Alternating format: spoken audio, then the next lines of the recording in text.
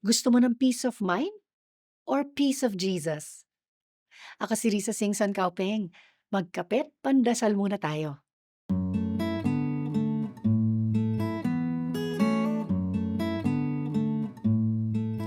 Peace be with you. That's what the risen Christ told his disciples when he first appeared to them. Bakit kaya yan ang unang pagbati niya sa kanila? First, maybe because they were afraid. After Jesus being crucified, takot sila naman ang susunod. And next, who wouldn't be afraid of seeing a ghost? Nakita nilang pinatay si Jesus at inilibing. Tapos ngayon, nasa harap nila. But the same words, peace be with you, transformed fear into mission and death into life. The peace that Jesus gives is not the absence of war or conflict or worry. It's not just peace of mind. Jesus said, peace I leave with you.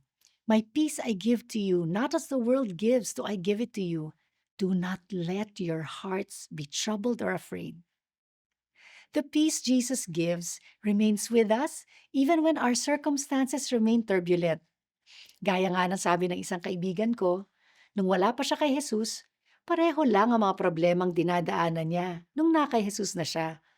Pero mas magaan ang problema kapag kasama mo si Jesus. Kapayapaan ang binibigay ni Jesus sa atin, hindi ang kawalan ng problema.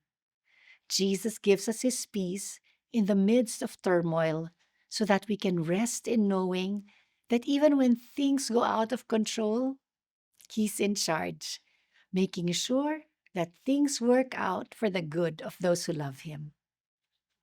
Tayo'y magdasal. Lord, I receive your peace even when the world around me is in chaos. Amen.